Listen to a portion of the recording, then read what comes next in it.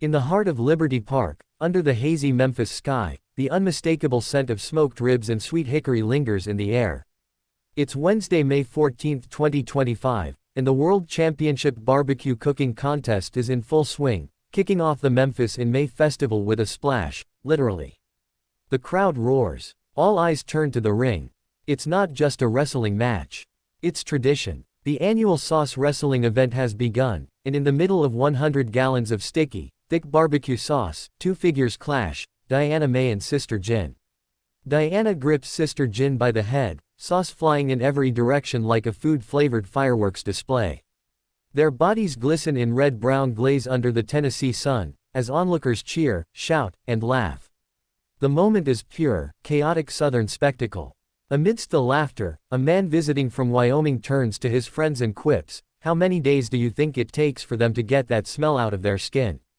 No one answers. They're too mesmerized by the spectacle of two fierce women turning barbecue into battleground. Nearby, amateur pitmasters compare smoke rings and rub recipes, but their attention keeps drifting back to the sauce-covered ring. This isn't just a contest. It's a performance. It's part wrestling, part tradition, and all flavor. Memphis isn't alone in its love of the outrageous.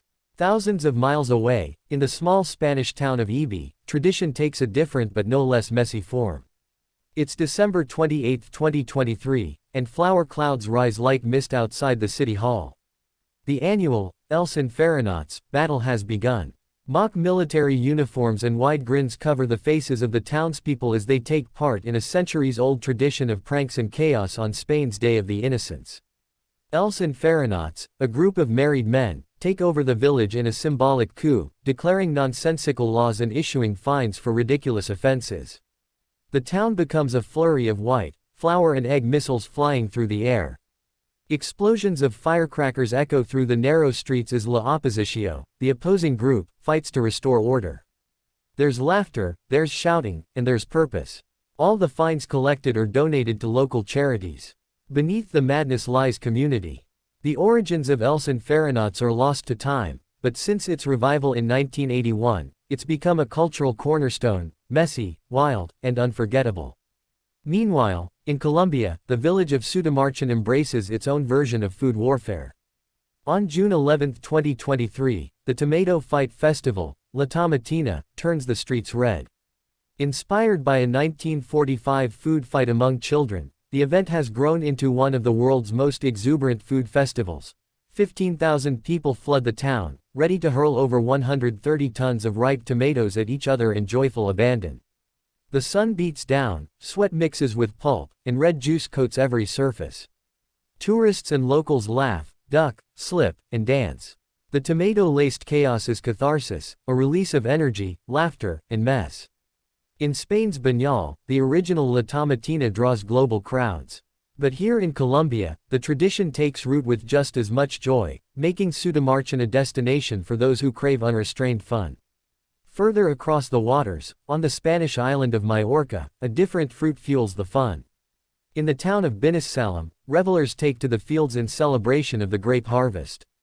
On September 17, 2011, the annual grape battle is in full swing. Participants stomp, throw, and bathe in grape pulp. Purple stains run down arms and legs. Faces are streaked with laughter and juice. Binissalem honors its winemaking heritage not with quiet toasts, but with unrestrained celebration. The battle is fierce but friendly, as the harvest gives way to joy, tradition, and community spirit. The ground squelches beneath dancing feet. Children squeal, elders chuckle, and somewhere, a bottle of wine is raised in salute to another successful year. From Tennessee to Ibi, from Sutamarchán to Mallorca, the human spirit reveals itself not only in ritual but in revelry.